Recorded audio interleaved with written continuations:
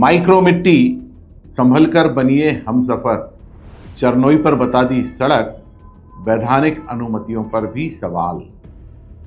नमस्कार, आप देख रहे हैं खबर नेशन गौरव चतुर्वेदी के साथ। माइक्रो मिट्टी नाम सुनते ही पर्यावरण हितैषी सा नजर आता है। दावा है माइक्रो मिट्टी आपका रियल एस्टेट हम सफर, निवेश हो या घर, इन दिनों रेडियो पर दिन में 30-40 बार सुना जा सकता है। इस विज्ञापन को सुनते ही बरसों से पाई पाई जोड़कर सुकून भरी एक छत का सपना देख रहा भोला भाला निवेशक या आम इंसान हम सफर बनाने के लिए उतावला हो जाता है। ठहरिए, पहले पूरी जानकारी लीजिए और फिर हम सफर बनने या बनाने का ख्याल दिल में लाइए। हम बता रहे हैं आपको हकीकत।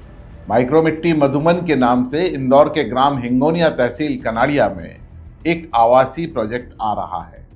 यह कॉलोनी 10.690 हेक्टेयर क्षेत्र पर बनाई जा रही है। कनाड़िया तहसील के ग्राम हिंगोनिया के खसरा क्रमांक 265/3/2, 265/4/1, 265/4/2, 265/4/3, 266/1, 266/2, 266/3, 266/4, 315/1, 315/2/1, 315/2/2, 315/3/1, 315/3/2 एवं 315/4 के लिए किए गए आवेदन पर नगर तथा ग्राम निवेश इंदौर कार्यालय द्वारा 5375 SP-1-418 नगरानी 2024 दिनांक 21/11/2024 को अनुमति दी गई थी।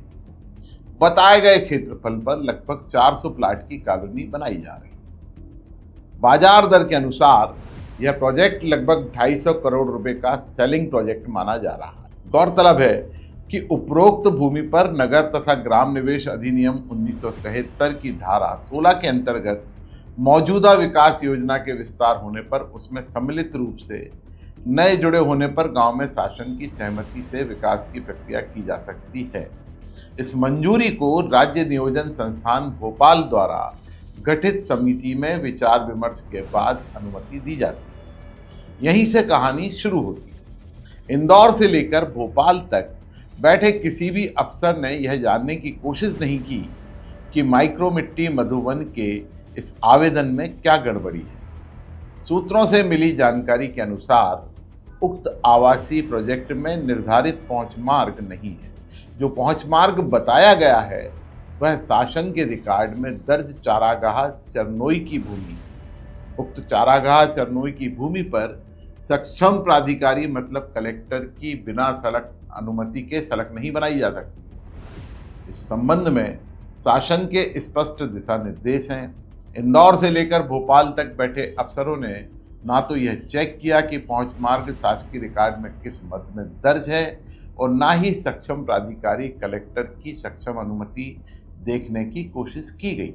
इस मामले में गड़बड़ियों की जानकारी लगने पर सामाजिक कार्यकर्ता प्रदीप हिंदुजा ने उक्त अनुमतियां निरस्त करने जिले से लेकर मध्य प्रदेश शासन तक शिकायत की है। माइक्रो मिट्टी मधुबन के प्रमोटर मनोज धनोतिया को जब फोन लगाया तो उन्होंने फोन नहीं उठाया। समाचार के संबंध में जब उन्हें व्हाट्सएप पर मैसेज किया तो कुछ देर बाद उन्होंने फोन पर अपना पक्ष बताया। मनोज धनोतिया ने बताया कि उनके पास सारी वैधानिक अनुमतियां हैं। मनोज धनोतिया का कहना था कि सारे डॉक्यूमेंट लीगल तौर पर चेक कराने के बाद आवेदन किया गया है।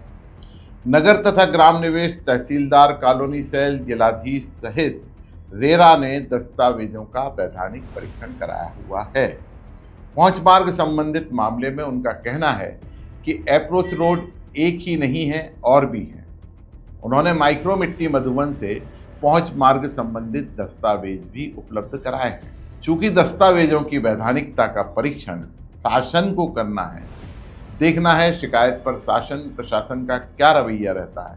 लेकिन आम निवेशक और भोले भाले नागरिकों से सिर्फ एक ही बात कहना चाहते हैं कि किसी भी प्रोजेक्ट में पैसा लगाने के पहले उसकी सारी वैधानिक अनुमतियां जांच लें।